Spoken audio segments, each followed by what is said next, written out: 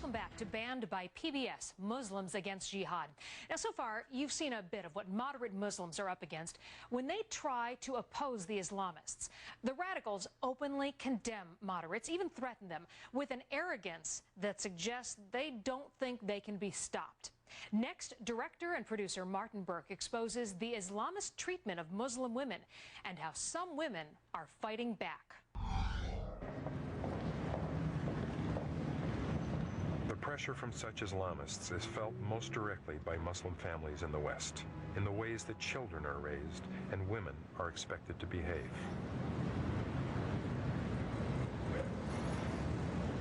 In the Muslim communities of the West, satellite television connects them to the numerous networks from Saudi Arabia, from the Gulf states, and the rest of the Islamic world. It is a link that has sometimes been used to instill a kind of social continuity with the cultures of the Middle East, including in one of the most important matters, the ways in which women should be treated.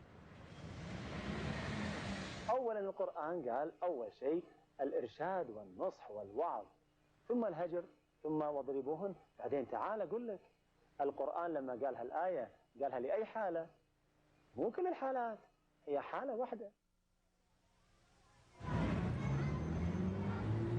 Throughout the West, Muslim females are growing up and living with dilemmas and contradictions that other women do not face. If you're asking us to let our Muslim women try to be more westernized, to be as Western women live, that is something we will disagree with definitely. There's not even any question about that.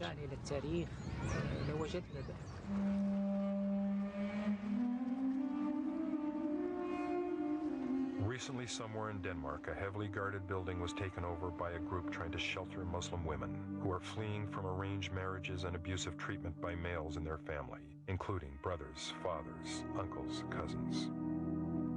But it was discovered that some of the women had made the mistake of taking a taxi in their attempts to flee from such home lives. In several cases, the Muslim taxi drivers had simply turned the women over to the same males in their family from whom they had been trying to escape.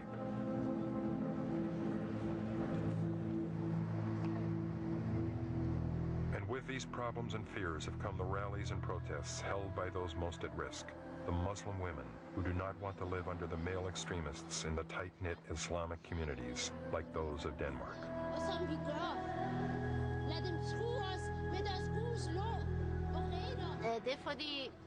I'm one of the few who steps forward and says what she means. I'm called an infidel because I say Islam is suppressing women. And that's why I can't walk on the streets, because they know me. The Islamists know me. But we step forward because we have to do it, even though we know it's dangerous. We have to do it.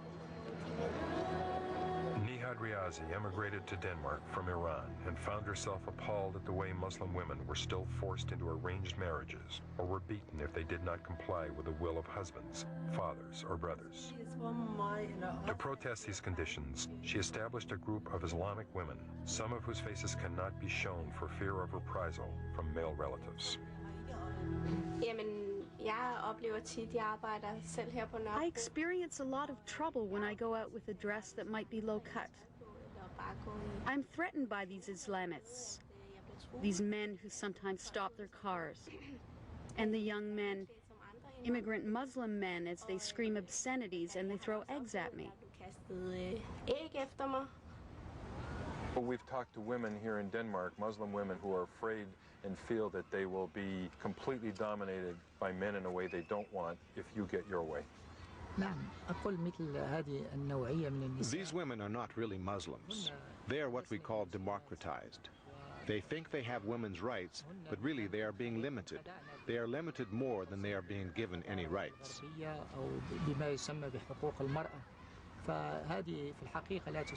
Being a Muslim, first of all, means that you are totally surrendering to God. You are being God's slave. You don't ask questions about the religion. You're either a total Muslim or you are not. So in that way, we don't look at them as being Muslims.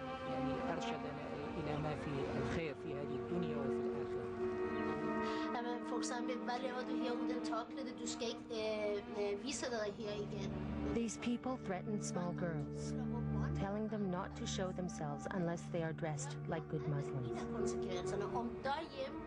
And we know for a fact that in the very religious Islamic families, they use violence against wives who do not want to obey. That is why so many crisis centers are being created to help these women. Is this all about power? Yes, it's all about power. These men, they know they can't get the power in the government and take over. So the purpose of this is to get the power within the Muslim community, so they can get influence on the streets by controlling the Muslim families. After the break, harrowing tales of Islamist honor killings.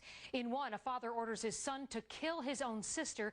You won't believe what happened when the son said no.